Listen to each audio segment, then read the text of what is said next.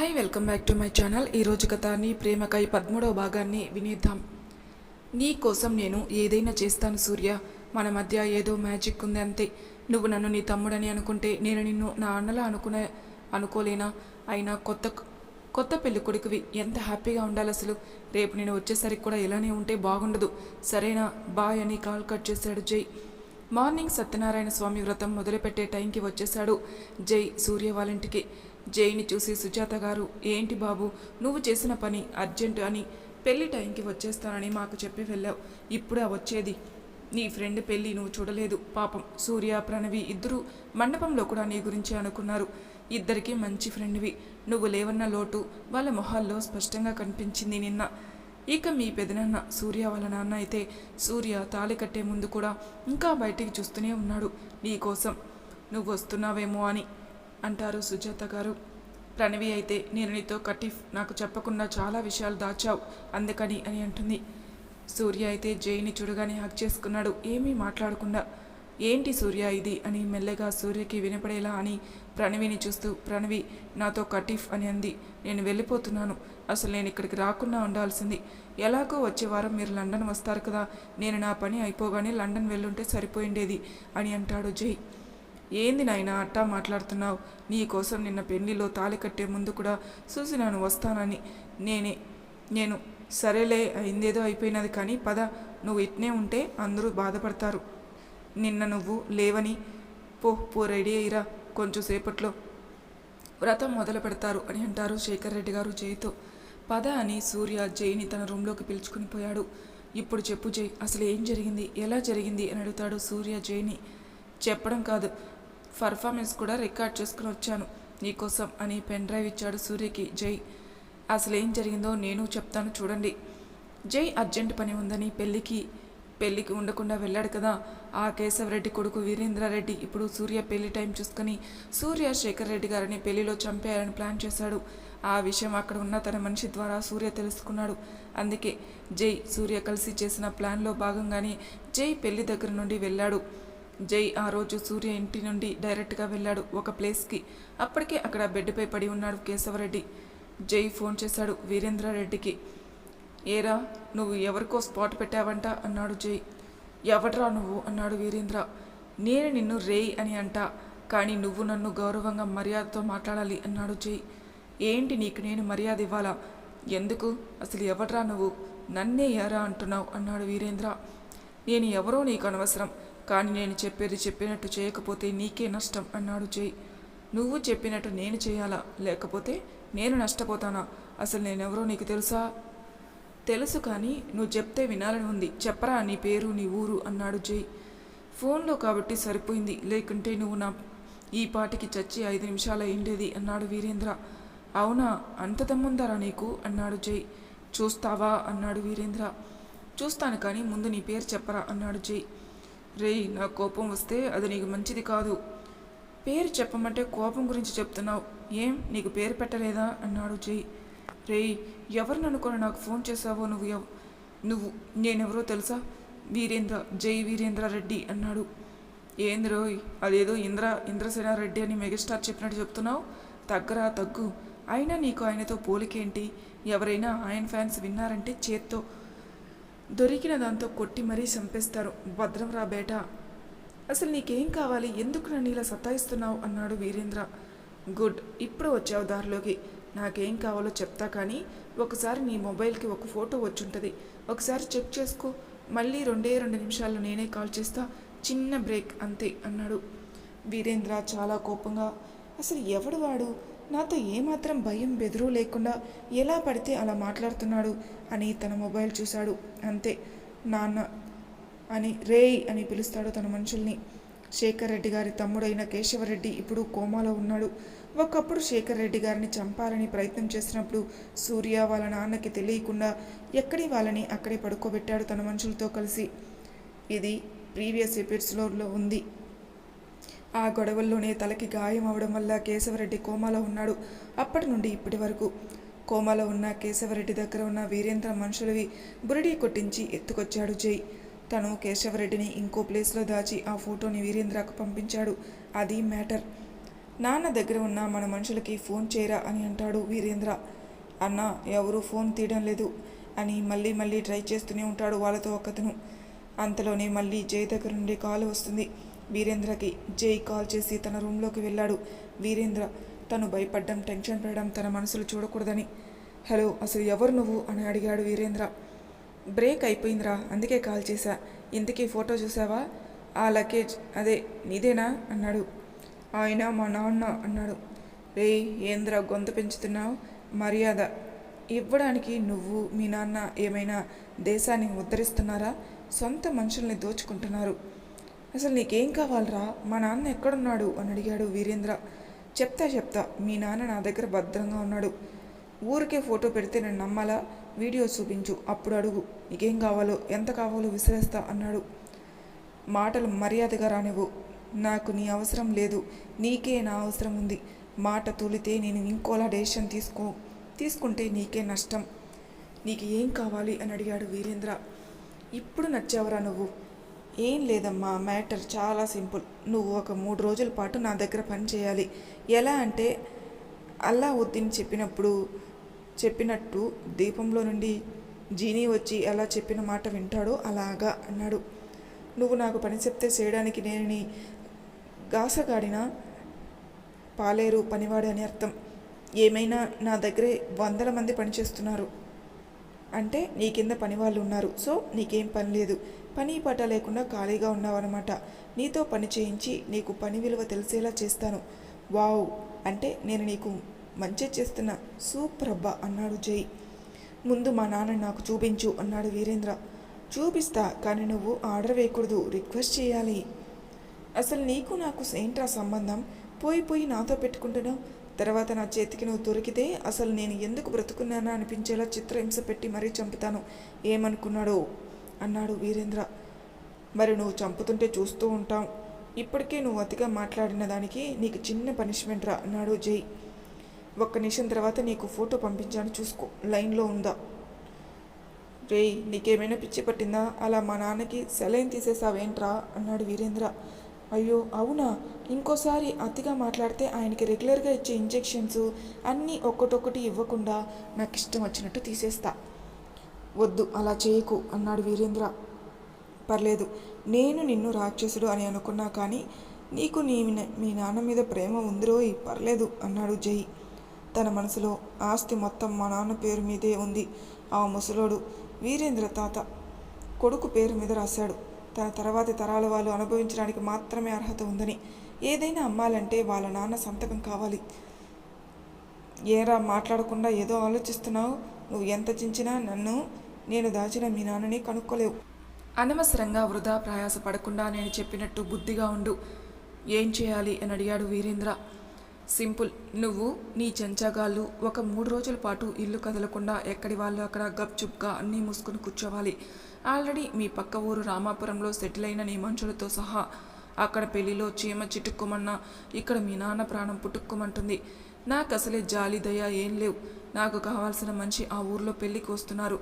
నీ వల్ల వాళ్ళకి ఏదైనా జరిగితే ఇక్కడ క్షణం కూడా ఆలస్యం చేయకుండా మీ నాన్న పైకి పోతాడు. అప్పుడు అన్నీ ఉన్నా ఏమీ చేయలేని బతుకు నీదవుతుంది.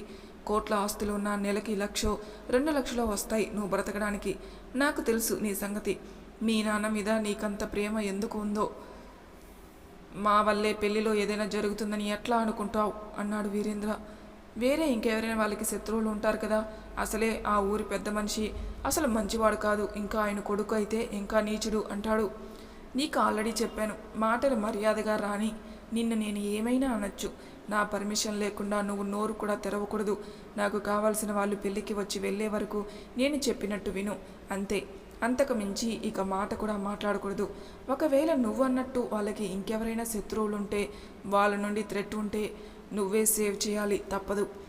ఎవరి నుండి ఏ వైపు నుండి ఏ ప్రమాదం వచ్చినా దానికి కారణం మాత్రం నువ్వే అని నేను ఫిక్స్. నువ్వు నిరూపించు నీ తప్పు లేదని. నీకు కావలసిన మనిషి ఎవరో నాకు చెప్పు. వాళ్ళకి ఏం కాకుండా ఊరు దాటిస్తాను. అంతేకాని ఆ పెళ్లిలో మాత్రం వాళ్ళిద్దరూ చావాలి. పెళ్ళికి వచ్చిన వాళ్ళు నాకు ఎదురు వస్తే ఏమవుతుందో తెలుసుకోవాలి. అంటే కొంతమంది అయినా పోవాలి. అర్థం చేసుకో. నీకు ఎంత కావాలన్నా ఇస్తాను.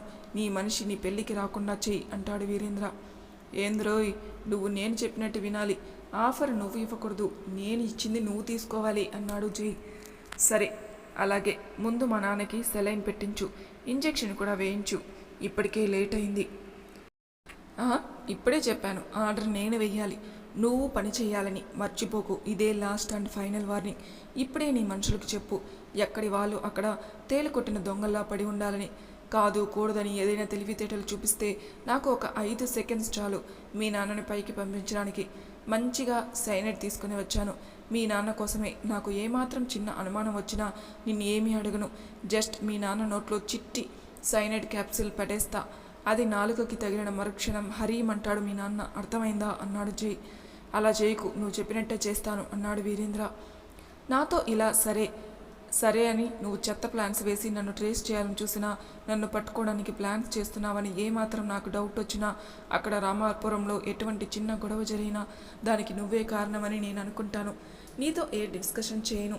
సింపుల్గా మీ నాన్న నోట్లో చాక్లెట్ పెట్టినట్టు సైనైడ్ పెట్టేసి నేను వెళ్ళిపోతాను. ఆ తర్వాత నీ ఇష్టం వచ్చినట్టు ఏమైనా చేసుకో, ఎవరిని చంపుకుంటావో నీ ఇష్టం. బాగా గుర్తుంచుకో, ఆఖరికి చిన్న పిల్లాడు ఏడ్చినా, ఎవరికి ఏ నష్టం జరిగినా అది ఎవరి నుండైనా సరే దానికి కారణం నువ్వే అని నేను ఫిక్స్ అయ్యాను.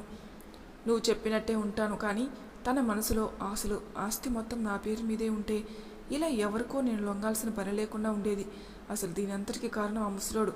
పెద్దల నుండి వస్తున్న ఆస్తిని ఊరిని ఉద్ధరించడానికి తగలేసి తన స్వార్జితం అయిన ఆస్తిని మా నాన్నకి మాత్రమే అని రాశాడు. ఛ అని అనుకున్నాడు వీరేంద్ర. అది నీ నోటి నుండి కాదు, మనసు నుండి రావాలి, అర్థమైందా అన్నాడు జై. నేను నా వాళ్ళకి చెప్పాను, నా నుండి అక్కడ ఉన్న వాళ్ళెవ్వరికీ ఏం ప్రమాదం ఉండదు, ఇంకెవరి నుండి ఎటువంటి ప్రమాదం రాకుండా నేనే కాపలా కాస్తాను. మా నాన్న జాగ్రత్త అన్నాడు వీరేంద్ర. మీ నాన్న జాగ్రత్తగా ఉంటాడో ఉండడో అనేది నీ ప్రవర్తనపై ఆధారపడి ఉంటుంది అన్నాడు జై. చెప్పాను కదా, నువ్వు చెప్పినట్టే వింటానని. ఈ క్షణం నుండి రామాపురంలో ప్రతి ఒక్కరికి కాపలాగా ఉంటాను, ఎవరికి ఏ ఇబ్బంది కలగకుండా చూసుకుంటాను అన్నాడు వీరేంద్ర. ఓకే కానీ గుర్తుంచుకో, ఎక్కడైనా తోక జాడించినట్టు కేవలం అనుమానం వస్తేనే మీ నాన్నని పైకి పంపడానికి నాకు కావాల్సింది కేవలం 5 అంటే 5 క్షణాలు. గుడ్ బాయ్లా ఉండు అని కాల్ కట్ చేశాడు జై. వీరేంద్ర చాలా అసహనంగా ఉన్నాడు. అసలు నాన్నని వాడు ఎలా ఎత్తుకెళ్ళాడు? అంత గట్టిగా నా మనుషులు చుట్టూ ఉంటే, అంటే నా మనుషుల్లో ఎవడైనా వాడికి సహాయం చేస్తాడా ఏమైనా? ఇదే నిజమైతే వాడు నా చేతుల్లో చచ్చినట్టే అని అనుకున్నాడు. రే అని వీరేంద్ర తన రూమ్ నుండి బయటికి వచ్చి పిలవగానే అతని చుట్టూ చేరిన తన మనుషులకి చెప్పాడు. ఇప్పటి నుండి నేను ఏం చెప్తే అది మాత్రమే మీరు చేయాలి. ఆ రామాపురంలో ఉన్న మనోళ్ళకి ఫోన్ కలపరా అని అంటాడు ఒకరిని ఉద్దేశించి. కాల్ కనెక్ట్ అవ్వగానే, రే నేను చెప్పేది ఒళ్ళు దగ్గర పెట్టుకొని మరీ వినండి. ఇంతకుముందు మనం అనుకున్నట్టు ఆ సూరిగాడి పెళ్లిలో పెట్టవలసిన బాంబులన్నీ వెనక్కి పంపేయండి. ఇక నుండి మీరు చేయాల్సింది ఆ సూరిగాడికి కాపలా ఉండడమే. ఎలాగంటే నన్ను ఎలా చూసుకుంటారో అలాగా. వాడికే కాదు, వాళ్ళ ఊర్లో ఏ మనిషి మీదైనా సరే చిన్న గీత కూడా పడకూడదు. ఉయ్యాల్లో చంటి బిడ్డను చూసుకున్నంత జాగ్రత్తగా ఆ సూరిగాడిని చూసుకోండి, అర్థమైందా అని అంటాడు వీరేంద్ర. అసలేమైంది రెడ్డి, అట్టా మాట్లాడుతున్నావు? నువ్వేనా ఎంత కసిగా వాడిని దొరుకుతూనే ఏసేయాలని అన్నా? నువ్వేనా ఎట్టా అంటున్నావు? ఏమైనది నీకు రెడ్డి అని అంటాడు ఫోన్లో మాట్లాడుతున్న అతను. అవన్నీ నీకు అనవసరం, నేను చెప్పింది చెప్పినట్టు జరిగిపోవాలా. నా మాట కాదని ఎవరైనా సొంత నిర్ణయం తీసుకుని ఆశపడితే అసలుకే మోసం వస్తుంది. అక్కడ ఉన్న మొత్తం మన మంది అంతా ఆ ఊరు మొత్తం కాపు కాయండి. ఒకవేళ ఆ ఊరి వాళ్ళకి దొరికిపోయినా కూడా సైలెంట్గా ఉండండి, ఎదురు తిరగకుండా. లేదని నా మాట మీరు ఏం చేసినా నా చేతుల్లోకి పైకి పోతారు, సరేనా అని కొంచెం గట్టిగానే చెప్పాడు వీరేంద్ర. అట్నే రెడ్డి, నీ మాటే మాది, నువ్వు చెప్పినట్టే ఉంటాం. ఈడ ఉన్న మనోళ్ళందరికీ నీ మాట సేరస్తాను అని అంటాడు రామాపురంలో ఉన్న వీరేంద్ర మనిషి. కాల్ కట్ చేశాడు వీరేంద్ర. అక్కడున్న ఎవరికి ఏమీ అర్థం కావడం లేదు, ఎందుకు వీరేంద్ర వీళ్ళందరినీ కట్టడి చేస్తున్నాడని. చేతికి అందని దాన్ని అందినట్టు పగలగొట్టేస్తున్నాడు. వాళ్ళ తాతని తలుచుకొని అంతా నీ వల్లే అని గొనుగుతూ అక్కడ జై ఒక అతన్ని చూసి థ్యాంక్ యూ వెరీ మచ్, ఇలా ఆ వీరేంద్రగాడు కుక్కిన పెనులా పడున్నాడు ఇప్పుడు అని అంటే ఇందులో నీ సాయం చాలా ఉంది. ఒక్క మాట కోసం నువ్వు నీ ప్రాణాలని పణంగా పెట్టి మరి మాకు హెల్ప్ చేశావు అని అంటాడు జై. అలా వీరేంద్ర జై ఎలా చెప్తే అలా చెప్పినట్టు చేస్తూ ఉన్నాడు సూర్య పెళ్ళి అయిపోయే వరకు. కానీ వీరేంద్ర ఇప్పుడు సూర్య మీద కంటే ఎక్కువ కోపంగా ఉన్నాడు జైపై. ఎంతో మందిని తన కనుసనల్లో కంట్రోల్లో పెట్టుకున్న వీరేంద్రకి జై చేతిలో తను ఒక ఆట బొమ్మలా మారిపోయాడు. జై ఎలా కీ తిప్పితే అలా. అందుకే సూర్య పెళ్లి అయిపోయి అందరూ వెళ్ళాక కేశవరెడ్డిని తిరిగి ఎవరికీ డౌట్ రాకుండా సూర్య మనుషుల సాయంతో ఊరి బయట ఒక ప్లేస్లో వదిలి వెళ్ళిపోయాడు జై. జై చెప్పింది మొత్తం విన్న సూర్య, ఆ వీరేంద్రని బాగానే కంట్రోల్లో పెట్టావు, కానీ వాడి వల్ల నీకేమైనా ఇబ్బంది ఉంటుందని కొంచెం వెనకడుగు వేశాను నువ్వు వెళ్తానే అని అన్నప్పుడు. ఎందుకంటే ఫస్ట్ మనం ఆ కేశవరెడ్డి ఉన్న ప్లేస్కి వేరే వాళ్ళని పంపించాలని అనుకున్నాం కదా, కానీ లాస్ట్ మినిట్లో నువ్వు ఆ కేశవరెడ్డి ఉన్న ప్లేస్కి వెళ్ళి ఆ వీరేంద్రని ట్రాప్ చేసావు. ఎందుకు అలా సడన్గా నువ్వు వెళ్ళవలసి వచ్చింది జై అని అంటాడు సూర్య. ఎందుకో వేరే వాళ్ళని పంపిస్తే సరిగ్గా ఆ వీరేంద్రని డీల్ చేస్తారో లేదో అని డౌట్ వచ్చింది నాకు. నా ప్లాన్ ప్రకారం పెళ్ళి ఇక్కడ చేసుకోవడానికి నువ్వు, మన ప్లాన్ తెలియక నీ పెళ్ళి ఇక్కడ చేస్తున్న మీ నాన్నకి ఎలాంటి రిస్క్ ఉండకూడదు అని నేను నా డెసిషన్ మార్చుకున్నాను సూర్య అని అంటాడు జై. ఓకే జై, కానీ వాడు నిన్ను గుర్తుపట్టే ఛాన్స్, నీ వాయిస్ గుర్తుపడతాడో ఏమో, నువ్వు వాడితో చాలాసేపు మాట్లాడావు కదా అందుకే అని అంటాడు సూర్య. నో ఛాన్స్ అందుకు సూర్య, ఎందుకంటే వాయిస్ చేంజ్ అయ్యే యాప్ యూజ్ చేశాను అని అంటాడు జై. ఓకే, నువ్వు వెళ్ళి ఫ్రెష్ అయ్యి రాజాయ్, నీ కోసం వెయిట్ చేస్తూ ఉంటాను అని బయటికి వెళ్ళాడు రూమ్లో నుండి సూర్య. జై ఫ్రెష్ అయ్యి రాగానే ప్రణవి వచ్చింది జై దగ్గరికి. ప్రణవిని చూసిన జై చిన్న స్మైల్ ఇస్తాడు, కానీ ప్రణవి మాత్రం అసలు స్మైల్ ఇవ్వకుండా కొంచెం సీరియస్గానే, జై నేను నీకు ఏమీ కాను కదా, అందుకే నువ్వు నా దగ్గర చాలా విషయాలు దాచిపెట్టావు అని అంటుంది. ఎందుకు అలా అంటావు ప్రణవి, నీకు చెప్పకూడదు అని కాదు, చెప్పి నేను టెన్షన్ పెట్టకూడదని, ఎంతగానో ప్రేమించిన సూర్యుని పెళ్లి చేసుకుంటూ ఆ ఆనందాన్ని నువ్వు మిస్ కాకూడదని మాత్రమే నా టెన్షన్, అందుకే అని అంటాడు జై. నాకు తెలుసు జై, నా సంతోషం మిస్ అవ్వకూడదనే నువ్వు అంటావని ఊరికే అన్నాను అంతే అని నవ్వుతుంది ప్రణవి. నీ కోసం నా తరపు నుండి చిన్న గిఫ్ట్ అని ఒక కవర్ జై చేతిలో పెట్టింది ప్రణవి. పెళ్లి కూతురికి నేను కదా గిఫ్ట్ ఇవ్వాలి, మరి నువ్వు నాకు ఇస్తున్నావా అంటూ కవర్ చేతి తీసుకుని ఓపెన్ చేశాడు జై. అక్కడ ఆ కవర్లో ఉన్న ఫొటోస్ని చూసి జై ఫేస్లో ఆనందం వెలిగిపోయింది. తన గురించి మీకెలా తెలిసింది అని అడిగాడు జై ప్రణవిని. నువ్వు ఇష్టపడ్డాక తన గురించి తెలుసుకోకుండా ఎందుకుంటాడు సూర్య, అన్ని డీటెయిల్స్ కలెక్ట్ చేశాడు 2 రోజుల క్రితమే, నీ కోసం వెయిటింగ్ అంతే అని నవ్వుతూ అక్కడి నుండి వెళ్ళిపోయింది ప్రణవి. వెళ్తూ వెళ్తూ పూజకి టైం అయింది, నీ వెన్నెల మాయలో పడి మమ్మల్ని మర్చిపోకు అని అంటూ జై వెన్నెల అని పిలుచుకునే అమ్మాయి ఫొటోస్, ఇంకా ఒక పేజీలో తన బయోడేటా ఉంది. తన పేరు Pallavi, parents names Srinivas and Ragini, తన ఫాదర్ ఒక బ్యాంక్ మేనేజర్, తన మదర్ హౌస్ వైఫ్, ఒక్కతే కూతురు, no sisters and brothers, present medicine చదువుతుంది అని, ఇంకా ప్రజెంట్ తన పేరెంట్స్ ఉండే ఊరు ఇల్లు వాటి డీటెయిల్స్తో పాటు పల్లవి ఫ్యామిలీ ఫోటో, ఇంకా పల్లవి ఫొటోస్ ఉన్నాయి, పల్లవి కాంటాక్ట్ నెంబర్తో సహా. నువ్వు గ్రేట్ సూర్య, నా కోసం నా సంతోషం కోసం ఇంత త్వరగా తన డీటెయిల్స్ కనుక్కున్నావు, అది నీ పెళ్లి టైంలో. ఒకవైపు వీరేంద్ర లాంటి వెధవ నుండి ఎటువైపు నుండి ఎలాంటి ఆపద వస్తుందో తెలియని పీక్ టైంలో కూడా అని తన మనసులోని సూర్యకి థ్యాంక్స్ చెప్పుకున్నాడు జై. పల్లవి ఫోటో చూస్తూ, నా వెన్నెల పేరు పల్లవినా, బాగుంది, జైతో పల్లవి అని కాసేపు తనని మొదటిసారి చూసిన సంఘటన గుర్తు తెచ్చుకున్నాడు జై. అలా పల్లవిని గుర్తు చేసుకొని తన పెదవులపైన చిరునవ్వు ఉచ్చుకుంది. బాబు పూజ మొదలైన పెద్దరెడ్డి పిలుస్తూ ఉంటాడు అని ఒకతను వచ్చి జైని పిలిచి వెళ్ళాడు. జై బయటికి వచ్చి ఇంట్లో హాల్లో జరుగుతున్న సత్యనారాయణ స్వామి వ్రతం చూస్తూ కూర్చున్నాడు. వ్రతం అయిపోయింది. తీర్థ ప్రసాదాలు తీసుకుని తన రూంలోకి వెళ్తుండగా శేఖర్ రెడ్డి గారు పిలిచారు జైని. చెప్పండి పెదనాన్న అని వినయంగా పిలిచాడు జై శేఖర్ రెడ్డి గారిని. జై వైపు చూసి చిన్నగా నవ్వి జైని కూర్చో అని తన పక్కన చూపిస్తూ జై కూర్చున్న తర్వాత జై తలనిమిరి, బాబు నువ్వు చాలా తెంపు రిస్క్ చేసినావు అని అంటారు. జైకి కొంచెం డౌట్ వచ్చింది, తెలిసిపోయిందా ఏమైనా నేను చేసిన పని అని. మీరు ఏమంటున్నారు పెదనాన్న, నాకేం అర్థం కావడం లేదు అని అంటాడు జై తన మనసులో కలుగుతున్న టెన్షన్ బయటపడకుండా. నాకంతా తెలిసిపోయినది బాబు, నీకు అసలు మా ఇంటితో ఏం సంబంధం లేకపోయినా నా బిడ్డ సంతోషం కోసం, నా మంది ప్రాణాల కోసం ఎవరూ చేయని పని చేసినావు. నాకంతా మా నాయన సూర్య పెళ్లి అయినాక వివరంగా చెప్పినాడు అని అంటారు శేఖర్ రెడ్డి గారు జైతో. విషయం మొత్తం తెలిసిపోయింది, ఇక దాచి లాభం లేదని జై. అది కాదు పెదనాన్న, సూర్యకి మీరంటే గౌరవం ప్రేమ ఉన్నాయి, తను మిమ్మల్ని మోసం చేయలేదు, మీ ఇష్ట ప్రకారమే పెళ్లికి లండన్లో ఏర్పాటు చేశాడు. నేనే సూర్య బాధపడుతుంటే చూడలేక ఈ ప్లాన్ చెప్పాను. ఇందులో సూర్య తప్పు అస్సలు లేదు. మీ మాట కోసం 4 సంవత్సరాలు మీకు దూరంగా మీ ప్రేమని తను వదులుకున్నాడు. అలాంటిది సూర్య ఇలా మిమ్మల్ని బాధ పెట్టేలా ఎందుకు చేస్తాడు? ఈ పెళ్ళి ఇక్కడ జరిగిందని అంటే దానికి పూర్తి బాధ్యత నాది. సూర్యని మీరు అపార్థం చేసుకోకండి ప్లీజ్ అని జై చాలా రిక్వెస్టింగ్గా చెప్పాడు శేఖర్ రెడ్డి గారితో. ఎట్లా మాట్లాడుతున్నావు నువ్వు? సూర్యని నేనెక్కడ అపార్థం చేసుకుంటానని, నా బిడ్డ తప్పేం లేదని చక్కగా చెప్తున్నావు. ఏదైనా పొరపాటు ఉంటే అది నీదే అని. ఈ దినం నాకు చాలా సంతోషంగా ఉంటుంది బాబు. నాకు ఇంకో కొడుకు ఉండాలని అనిపిస్తూ ఉండాది.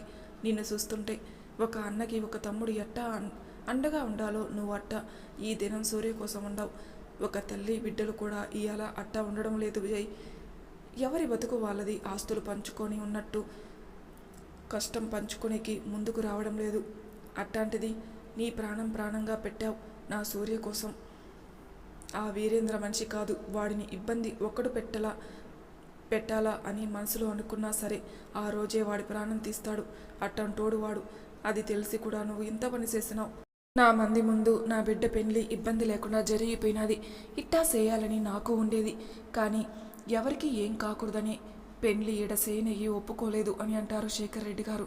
నాకు తెలుసు పెదనాన్న, మీలాంటి మంచి వాళ్ళకి కాస్త ఆలస్యమైన మంచే జరుగుతుంది. సూర్యని నా అన్నలాని అనుకుంటున్నాను నేను. నా అన్న సంతోషం కోసం నేను చేసింది చాలా చిన్న పని. పైగా మీరు కూడా సూర్యని అపార్థం చేసుకోలేదు. ఇప్పుడు నాకు నిజంగా చాలా ఆనందంగా ఉంది అని అంటాడు జై. జైని చూస్తూ నవ్వుతూ ఉన్నారు శేఖర్ రెడ్డి గారు. మరి తర్వాయి భాగంలో ఏం జరుగుతుందో నెక్స్ట్ ఎపిసోడ్లో తెలుసుకుందాం. అంతవరకు నా ఛానల్ని సబ్స్క్రైబ్ చేయని వాళ్ళు ప్లీజ్ సబ్స్క్రైబ్ చేసుకోండి. లైక్ చేసి షేర్ చేయండి. మీ అభిప్రాయాలు నాకు కామెంట్ రూపంలో తెలియచేయండి. Thank you for listening.